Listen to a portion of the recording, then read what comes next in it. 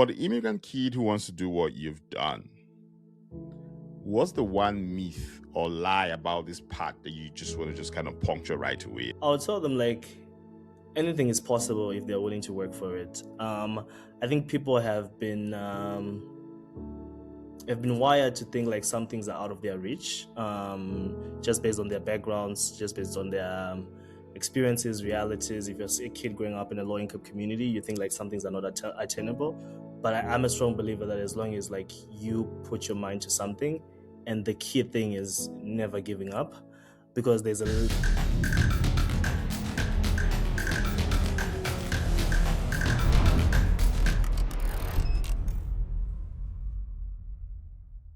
Welcome back to the Newcomers podcast, everyone, where I explore what it means to be an immigrant, immigrants like myself, and also folks who work in the immigration sector. But today's a pretty interesting one because with me today, I have Jonah Chininga. Did I pronounce that name properly? Chininga, yeah, almost. Chininga. I said Chininga. Why did I do that? But Jonah runs a company called Woveo. And today's conversation is really about immigration entrepreneurship, and I think he's the perfect guest to have that conversation with. Welcome to the podcast, Jonah. Thanks, Dozy. Great to be here, and looking forward to the conversation. Sure. And I'll kick off with something you've said before, which is basically being a newcomer and a founder is double trouble. That's such an interesting statement.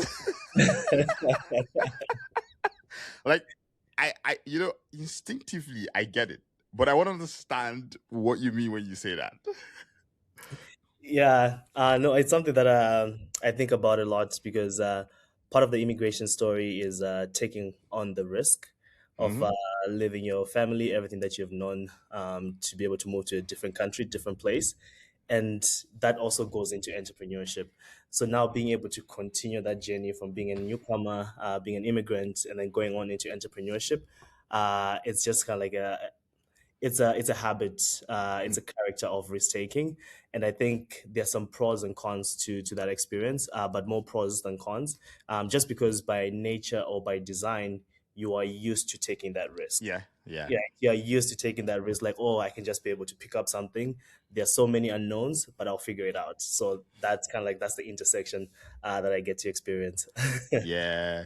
I always say to people that if you have moved, you can always start a business. Because I feel like, the tension is a bit different, no doubt. Like there's just some pain that will come with it, but you're not going to find it that hard. Except maybe you can pay your bills, and the bills aren't forgiven here exactly. So that will punch you in the face. But I feel like you just wouldn't struggle with the tension that comes with starting a business or leaving everything and saying, you know what, I'm going to try and make this work. Because that's really what moving to a new country is. Yeah, no, that's exactly it. And I think as a newcomer, as someone moving from a different country, you also have insights, unique experiences that can be able to be brought on into a new country, right? It's the same way whereby you see people starting ethnic restaurants, which didn't exist in Canada. So there are a lot of opportunities when you're coming from outside going in terms of how can we be able to improve the system to offer variety. And I think that's an interesting part of the journey. Which I also think also has the most. I use this word a lot. ROI. I think one of my thesis is the best ROI for any newcomer moving into a new place, because you've already taken that first risk, is entrepreneurship, because I think is the biggest accelerator, or the fastest. I won't call it the fastest, but the most effective accelerator in terms of economic development and wealth building.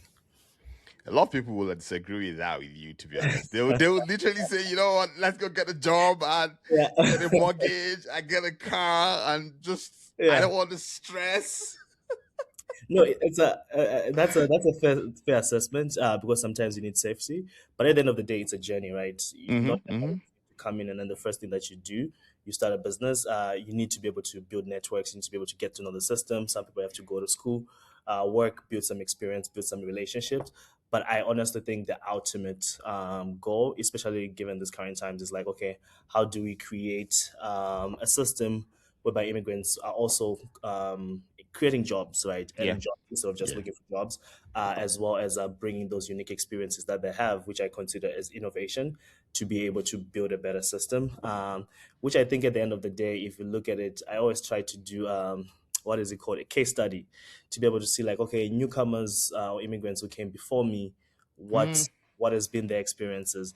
The funny thing is you always hear people say like, oh, when I retire, I want to be able to move back. But then you realize like, okay, what career choices did they make? And then typically like once you're stuck in that, it's hard. Oh God, you You know, you you had to say something like, gosh, so true. yeah. So it was one of my observations, and then it just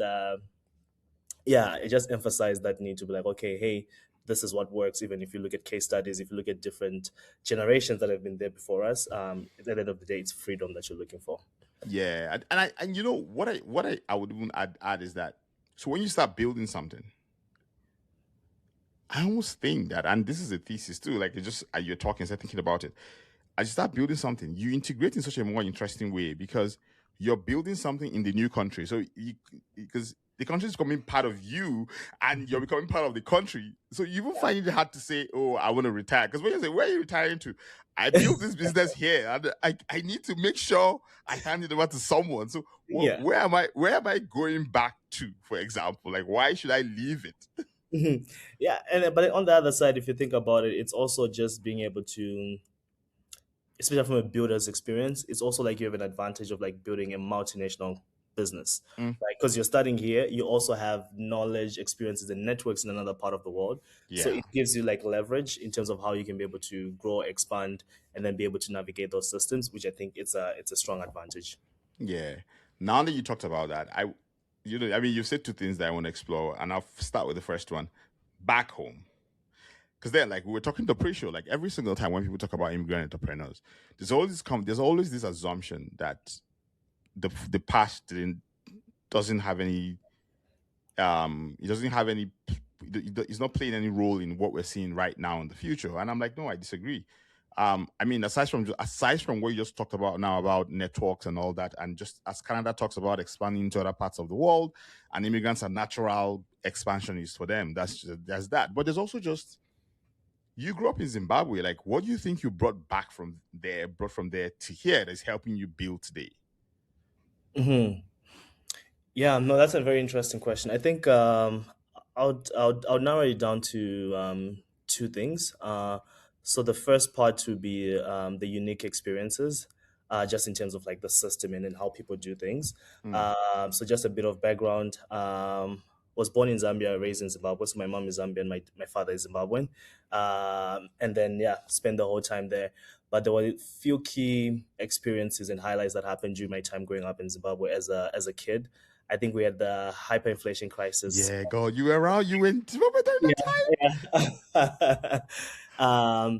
And then going through Gosh. that experience was tough, right? Even as a kid, not because when your parents are paying school fees today, it's this, tomorrow it's double. We got to a point whereby we had $100 trillion notes. The inflation was hard. Like a lot of people lost their Damn. savings within the banking system. So that was a very tough experience. But then at the same time, you realize that, okay, a lot of innovation, core innovation, in terms of like first principles design thinking, comes from in times of crisis, right? To like, okay, how do people survive with alternative methods if the centralized system isn't working anymore? Yeah. So there were very interesting systems of people using alternative financing, people using group financing, like in Nigeria they call them susus, Yes, like yeah. different methods whereby like it's an informal banking system, but it work whereby like, okay, hey, people, about how can we aggregate? Because banking at the end of the day, if you define it, is aggregating a community and economy savings and then distributing it to the most productive assets. People are just doing it, but then it's more decentralized and it's more accessible to the participants who are participating in that. So that experience had a strong influence just in terms of seeing how people can be able to do things differently. But the second part is efficiency, being able to do more with less. Mm, I think that, yeah, that was a key part of it because I don't come from a very well off family. So it was just kind of like being able to navigate, seeing how people can be effective, efficient, build things with limited things.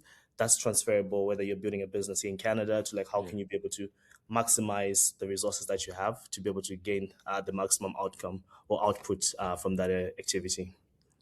Just curious. Yeah. What's Wovio's thesis? Because like I just feel like you're literally saying that back to me Yeah. from what you experienced in Zimbabwe. Yeah. No, that's a that's something that is the foundation of our business. So from a Woveo standpoint, when we started the business, our main objective was to be able to democratize financial trust. That was kind of like the whole thesis in terms of Yeah. the reason why credit access is very limited. 9 million Canadians are credit invisible. Over 50% of small business loan applicants are rejected, is Yeah. because the traditional banking infrastructure is built in such a way whereby the first level of accessibility is collateral assets, right? You have to have Mm, a mm, house. It's easier to be able to use your house as a security, get access to financing. The second part is like you have to have a strong credit history, mm. whereby like you have years of reliable data to show that you're a reliable borrower to be able to access that. But then if you're someone who's coming into a new country and then sometimes you have to start as a low income before you graduate to a Yeah. high income, you face different challenges understanding the credit system.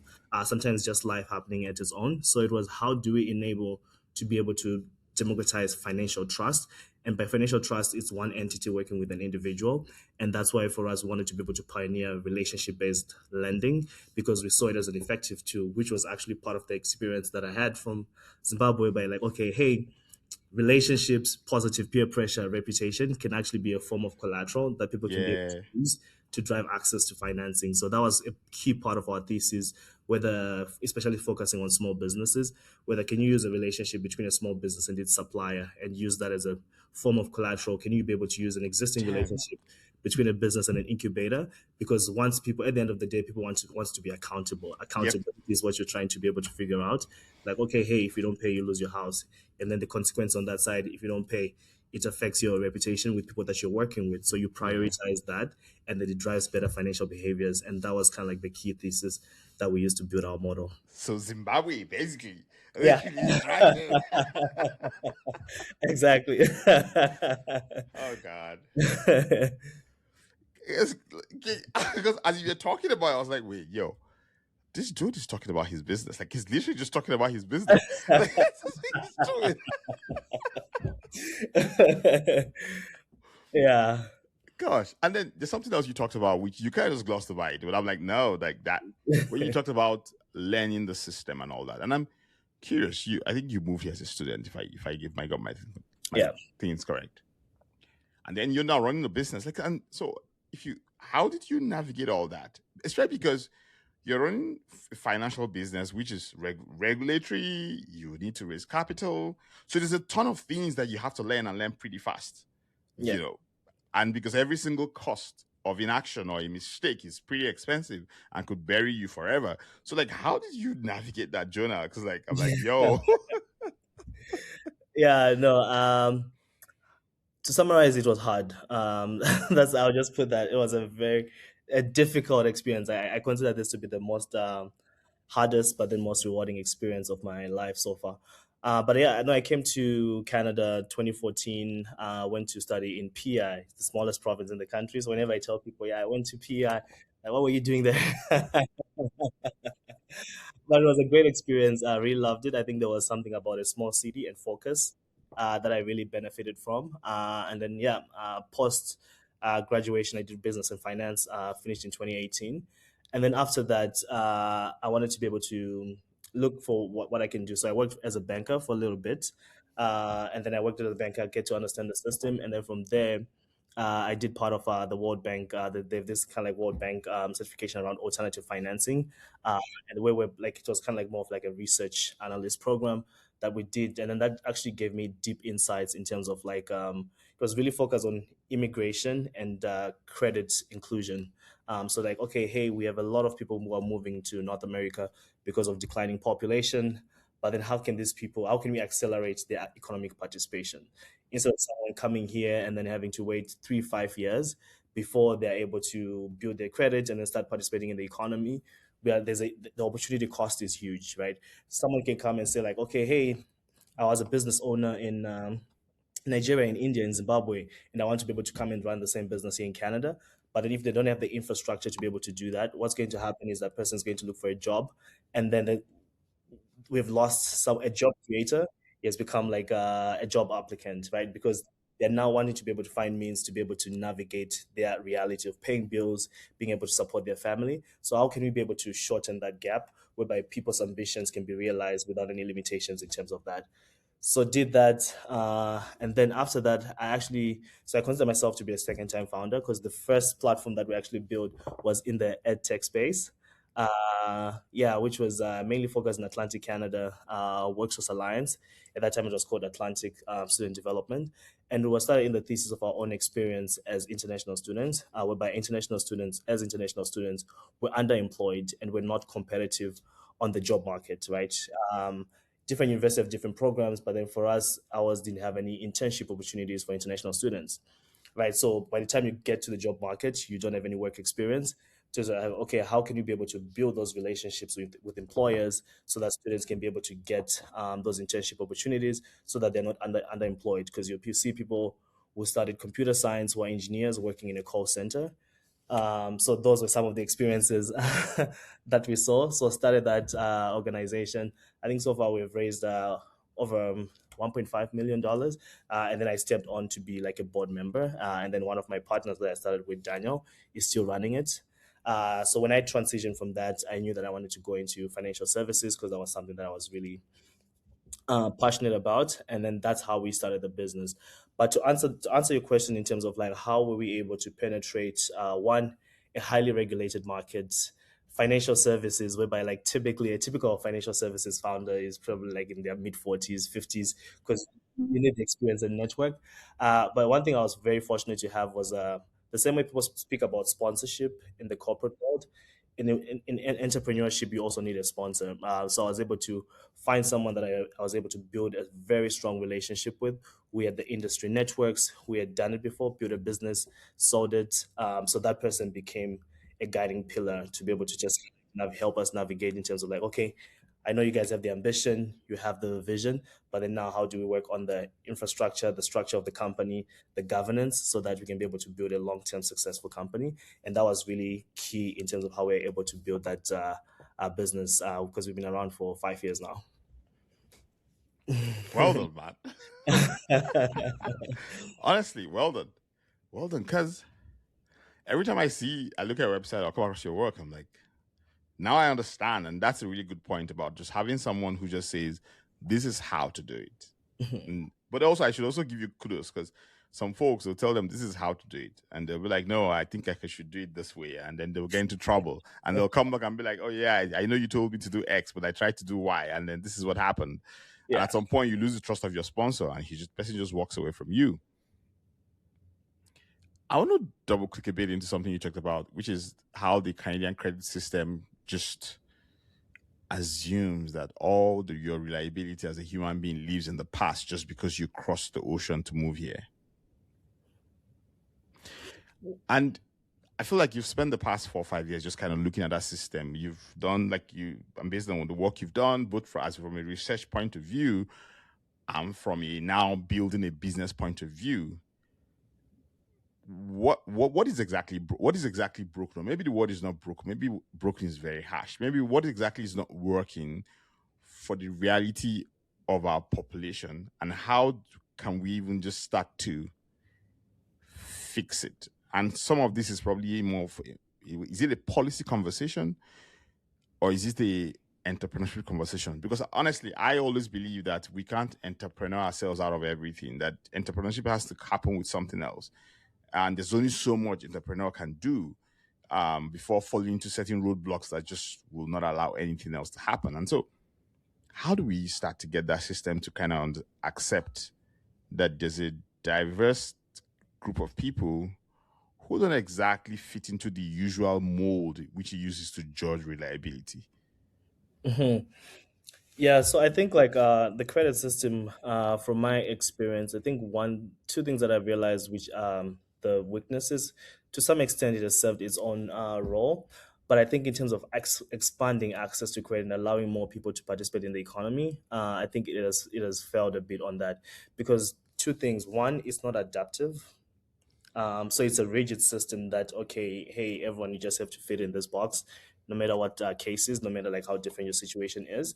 And then secondly is it lags behind. So I'll speak about those 2 points, whereby like it lags behind. It doesn't analyze real time. It's more Mm. historical, which can affect people's potential, and then how people are able to move within their income graduation process. So on the adaptability part is you see like a lot of like newcomers, for example, when they come here, it takes time to be able to build a history, right? 3 years, that's kind of like the average time you need to be able to do that.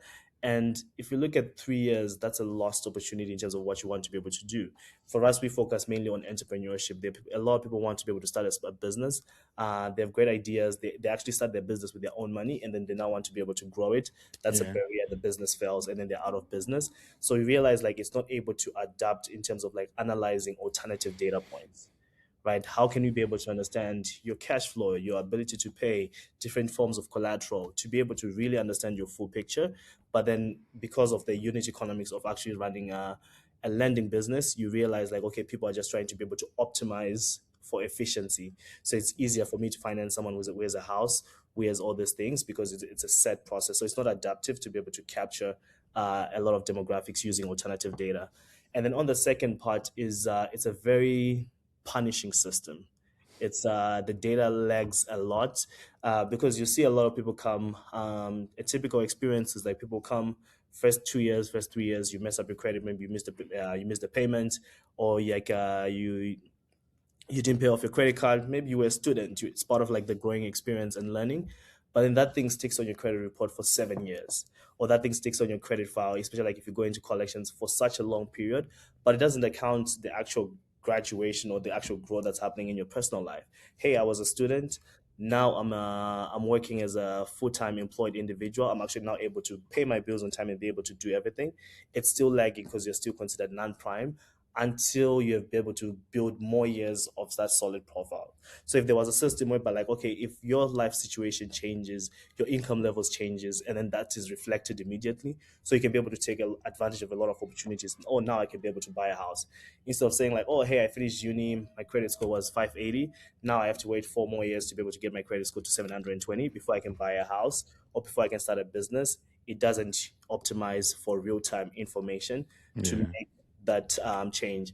But I think now there are things that are happening on the innovation part, because I think the solution is a combination of innovation and policy together. I believe like entrepreneurs are the ones who take the risk to show the way, and then Mm-hmm. policy follows after.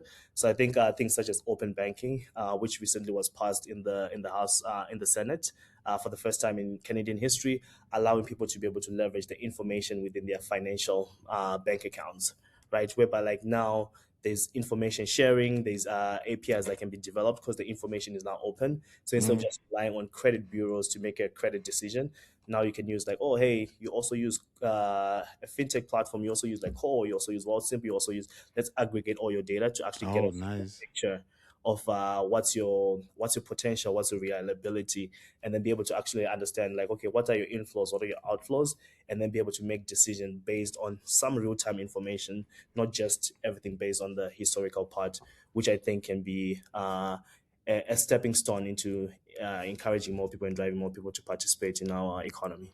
That's actually great. And I'm just curious now, it seems like our economy is opening up a bit. Do you think we'll ever do the rotating savings thing that we Yeah, do all in Africa? It's also is like a big thing back home. yeah. Do you think that will ever come here? You think we'll ever do that? Yeah, no, I think I was there people doing that already, Yeah. a lot, and I think honestly, like it's one of the strongest systems that I've experienced myself. Because for me personally, it was something that I wasn't engaged, but I saw my parents do it, like especially like my mom and whatnot. And then moving here, understanding the system, I also started participating in it. And then there are two key advantages that people don't really put into perspective. It's the cost of capital, right? A lot of people don't understand or don't actually sit down to be able to do the math to like, okay, if you actually look at someone who's using a rotating savings versus someone who's actually using kind of like a savings account and and a credit product, there could be huge differences because on your savings account, the bank is not paying you anything more than 1%, right? And then when you borrow money, you're borrowing anywhere from 10 to 20%. So when you look at the net, you're losing 19%. But then the folks who are using the rotating savings, there's no interest gain, there's no interest loss, but then you get access to interest-free capital. So at the end of the day, if you're looking at like, okay, you take a case study of people who are doing it over a 12 months period and then people who are actually using this, I think that's why, especially like a lot of women who use these models are more of like the economic leaders within their households because it actually becomes an anchor whereby like, okay, hey, I know that in a year I'm going to have a lump sum of where I get $10,000, $20,000 that we can now actually use as a down payment. And then also there's a forced savings mechanism, which actually helps you to be able to build better financial behaviors. Because the honest truth is, a lot of people are just terrible with savings, not just from a behavioral.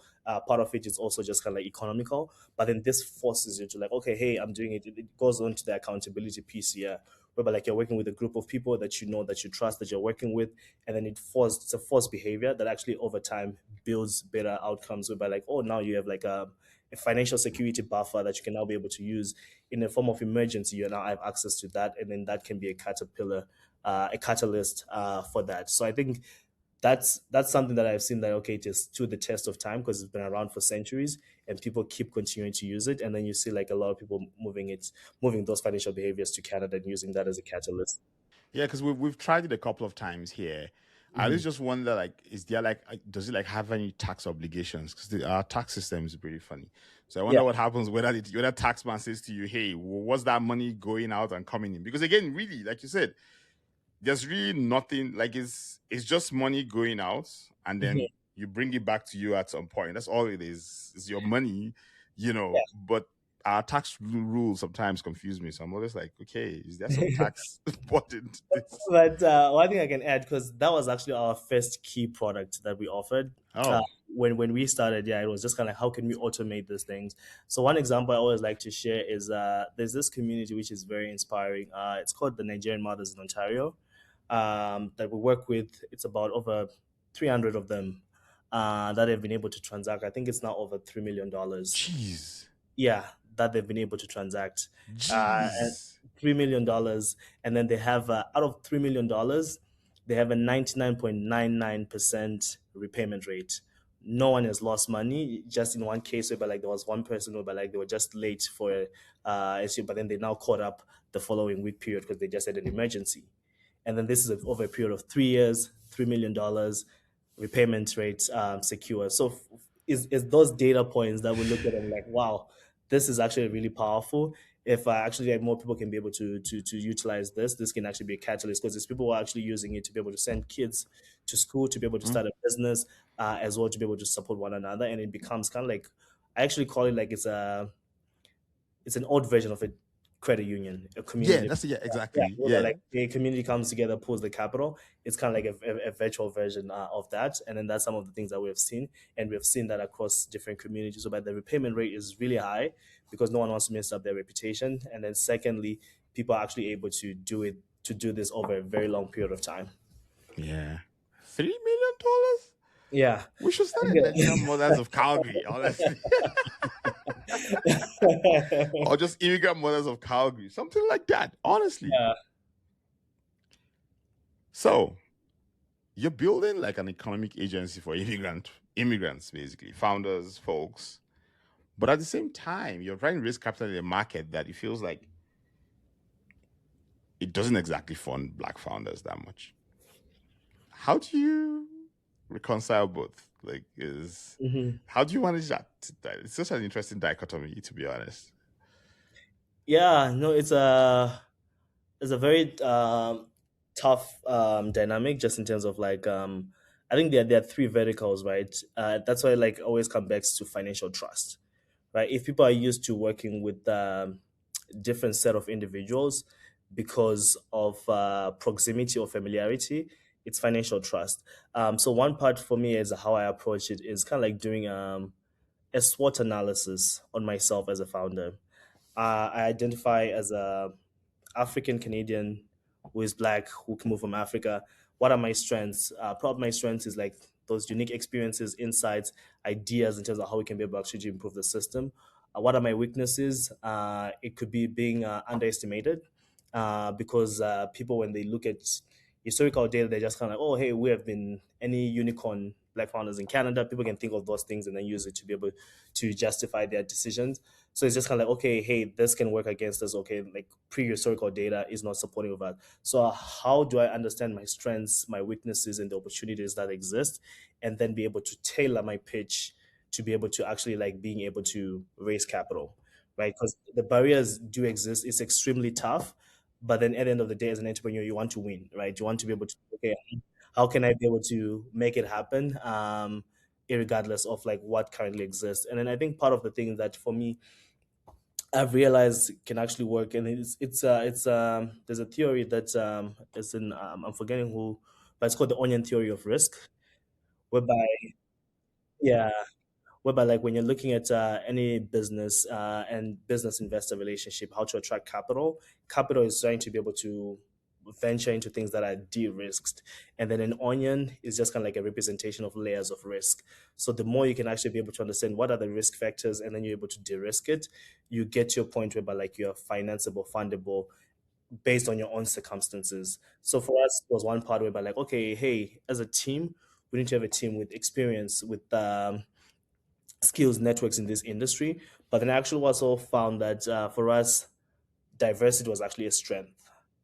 To like, okay, hey, let's actually gather people from different backgrounds whereby we can be able to validate what we're doing. But then it was also just access to, it was something that we did intentionally.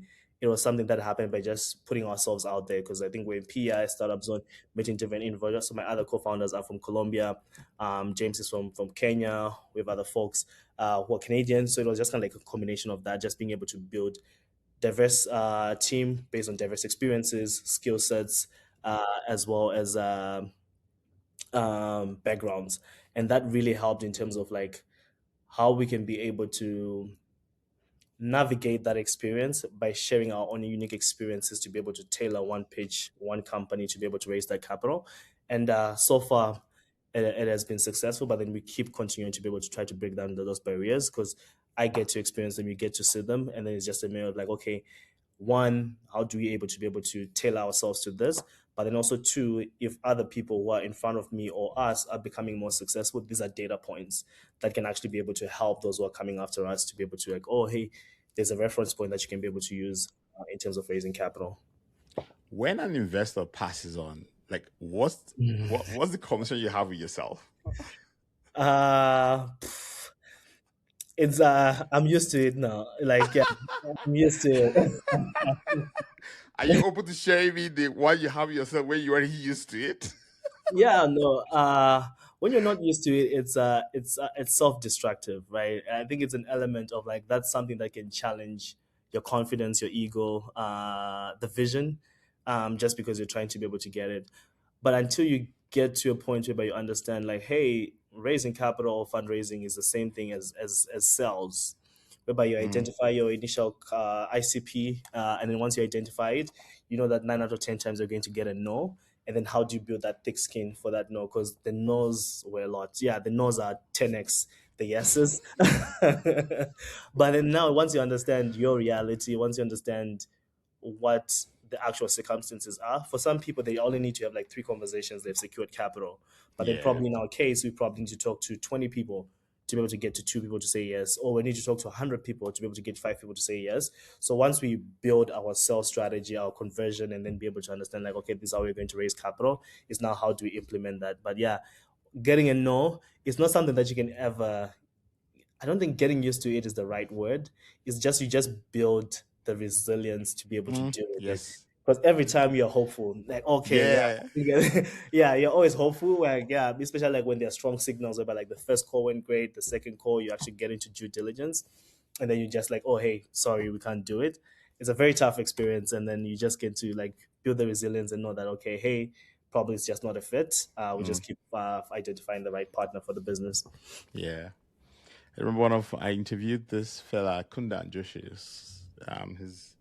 He's out in Toronto. He's been doing business for a bit. And he talked about how all those things, like when you see failure, like it's you never really get used to it, but you just start to understand it and you start to just take the lessons from it. So, for example, when someone says no, of course, you know there are probably things that are out of your control. But the question is, kind of tied to the onion layer, onion risk layer thing. You start saying to yourself, well, how do I make sure I de-risk this conversation such that next time around, at Exactly. least I know that I've done every single thing I can do within my control to de-risk it now.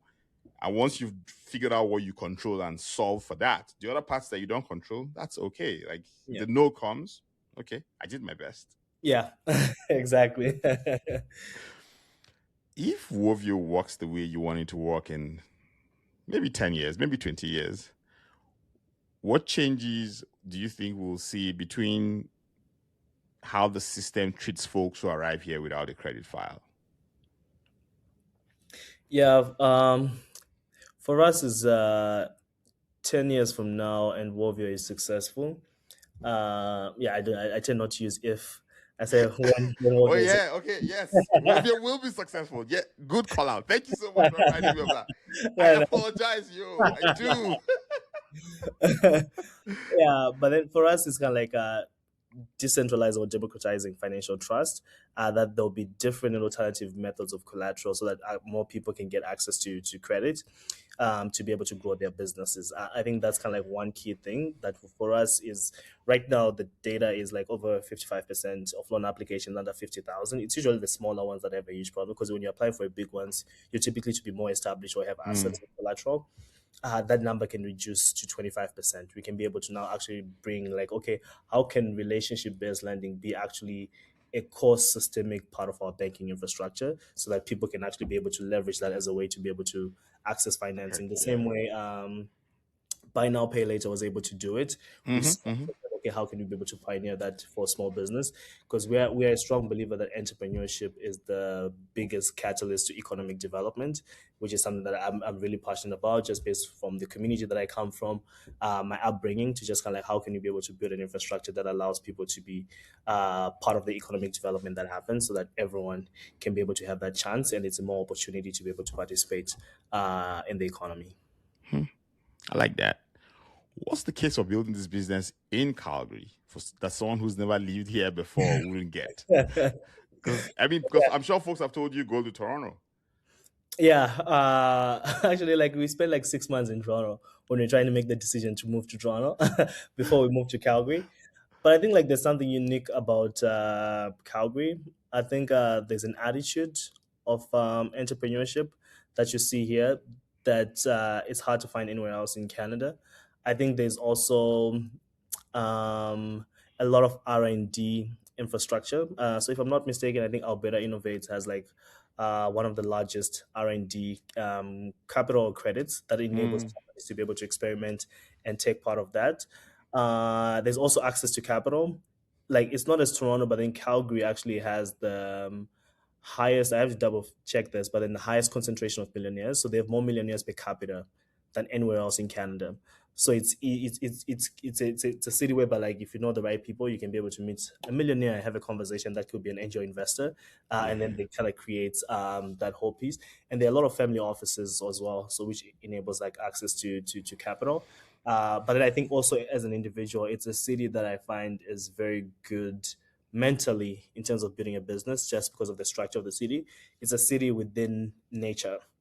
So like you're able to, when you're just kind of like disconnecting, just go to the Yeah. mountains, hike a bit, and then be able to do that. I think, yeah, that's some of the underrated things about building in Calgary, which I really love a lot.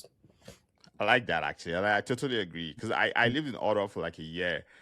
And I was like, after 6 months, I just told my wife, we have to move to Calgary. Like, just do Yeah. it. I'm like, I'm moving down to Calgary. Woof, Ottawa, yeah. I was just like, nah, I'm moving to Calgary, please. Like, Yeah. Calgary. God, Ottawa people forgive me. But Calgary, for the immigrant kid who wants to do what you've done, what's the one myth or lie about this part that you just want to just kind of puncture right away? Like, because I feel like the thing about entrepreneurship is there's just so many things that everyone says, and a lot of it is just people just either summarizing the story or not saying the full thing. But for the immigrant kid who wants to do what you've done, what's the last one lie, one myth that you want to tell them? Never believe that. Yeah. I'll tell them like anything is possible if they're willing to work for it. I think people have been have been wired to think like some things are out of their reach, just based on their backgrounds, just based on their experiences, realities. If you're a kid growing up in a low income community, you think like some things are not attainable. But I'm a strong believer that as long as like you put your mind to something, and the key thing is never giving up, because there's a certain level of resilience that's needed to be able to make something work, right? Failure is part of the process, but then stopping is the actual failure. Like just kind of like, okay, hey, this is it. A business can pivot in different ways, but as long as you have a vision and then you're willing to be able to go for it, and you're willing to have a high tolerance of pain, because you can't expect to be like, okay, hey, as an immigrant, I'm starting from level zero. Everything's about competition, and then some of my peers are starting at level five. I can't expect to move from zero to five without experiencing pain. So you just need to be able to build that resilience to be able to tolerate and deal with pain as you navigate that, because zero to one is a different experience, one to two is a different experience, two to five. So as long as you have that and then you believe in yourself, and then if you're also able to, one thing that I use personally is I rely a lot on my faith. I'm Christian, so like yeah, actually like putting faith into practice. What does that look like in the conversation of entrepreneurship, right? So it's kind of like believing in things that currently do not exist. Situations may be looking terribly bad, but then like you just kind of like, okay, hey, this is going to work out as long as I'm putting in the work. Anything outside my control, I will not worry a lot about it. And just knowing, I think there's a saying that I heard. Is it like 80% of the things that we worry about are things that actually don't happen. It's things that we just think about, creating scenarios and whatnot. So I think if you just kind of like have that mental awareness and then the ability to control your mental energy in terms of focusing on the right things and not being negative, I think that can be a great thing that you can be able to put into practice to achieve anything you want to be able to do. Yeah. Two things. One is the mind is a very interesting device. Like Oh it's yeah, one of it's amazing how powerful it is, honestly, because it can make you and it can wreck you. Like, like you have to learn how to control it. And then what you said earlier on about failure, like I really want the world to really reconfigure failure because like you said, is the fact that you failed doesn't mean you failed. Like it's not doesn't mean you're a failure. You yeah, know, it's when you stop, and I mean there'll be situations where you have to stop for various reasons. That's okay, but mm, that the fact that you failed at something does not mean that you're a failure because it feels like that's the way we see the world these days is, oh, they failed at X, so they're not good enough. No, like they mm. tried and they learned something there, and they're going to take that and use it to do something else. Yeah. And to your point, I think one of the things that I've experienced personally that I use as a mantra is I think people get to the point whereby like you just experience your first failure or it's kind of like repetitive failures, whereby you're now considering your failure. It's if you don't get to a point where you truly understand what's the meaning of enjoying the process, not the destination, Oh yeah, that's where the breaking point comes, because it's going to be 10, 20 years of you building something for you to be able to achieve that mission, to achieve that outcome that you were looking for. So if you don't enjoy the 20 years and then you wait for those key highlight moments where like, okay, you've been building for something for 3 years and it didn't work out, and then you're not enjoying these 3 years because you're just looking for that big, when that yeah, happens, it'll crush you. So like yeah, it's just kind of like whatever you're doing, try to enjoy the moments, try to enjoy the small wins. Don't just be looking, when the big wins come, let them come. That's it. But then just enjoy, because that's majority part of your life. So yeah, yeah. So one more question before we get to the book of questions. You're rounding up here. You've called this your life's work. yeah. What does it cost for that? Like, what does it cost to mean that? Like, for this to be your life's work, what does it cost? It costs everything. Yeah, I'll put it that way.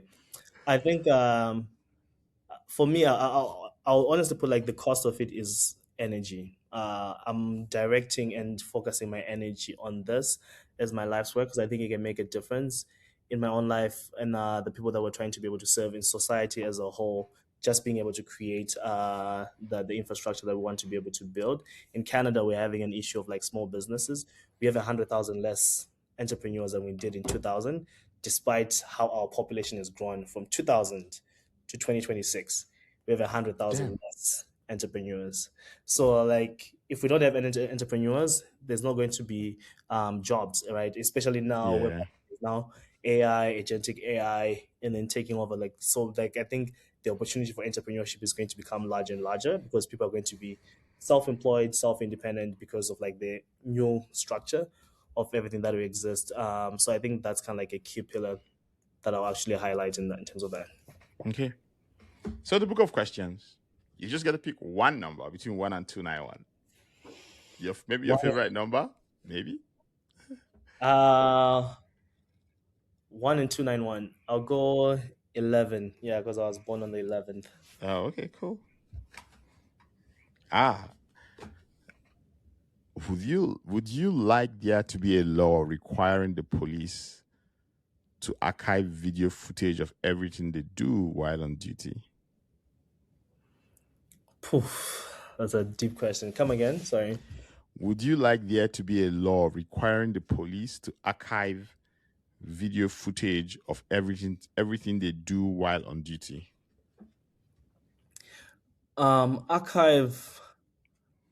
Archive, like I think like it destroys the sense of freedom and investigation. I would actually like push more towards technology and innovation to like anything that it relates to policing, law enforcement. If it can be held on a decentralized system like a blockchain, whereby it's accessible and then no one can tamper with it, I think that would be my key focus. Like, okay, hey, we see that okay, if we want a just society, if you use technologies like that, that can actually enable that because archiving materials that's destroying evidence, right? At the end of the day, so it's just like yeah, I would be more interested in terms of like that's information that should be kept because not only is it used for investigation or whatever the case might be, but that could be stories and lessons that could be told in future generations of things Mm. that actually happened, whether good or bad. So those things are very important to be kept and then be part of like the history books and the history materials. Yeah, I mean, although archive it doesn't really destroy. I think it just keeps them out of sight. But they're not like they're just you can't really just you can access them if you want. But I guess like maybe you're still right because in the sense that most times if you think of human history, when we archive a lot of things, it goes out of sight and then we forget about it and then later at some point someone goes like, this is taking up so much space here. Nobody's using it. Click delete. Let's I feel like archive is the politically correct word to way use. of yeah, exactly. Actually, Yeah, exactly. Because when I think about the world, I think that some of the most amazing humans in the world are storytellers, but they're also the most dangerous people in the world because a storyteller can take something and turn it into something great. Or also take something bad and turn it into something that you can manage, but it's not exactly bad. Because just like what you just said, where is the archive? We'll archive it. Of course, like we're just it's still there. It's just yeah, out of sight. And but it's done, it's gone, it's not coming back again. yeah. No, words are very powerful, especially articulated really well. Uh, Yeah. can be a good avenue for development, but then also a manipulation. Yeah. Yeah, so Thank you so much, Jonah. Thank you so much for coming on the podcast. This has been a super great conversation. It's very helpful for me too. I've learned a ton. I mean, I feel like everyone that comes here, I learn a ton from them. But thank you. yeah, no, thanks, Dozy. Thanks for having me. Yeah, Appreciate it. sure. All right then.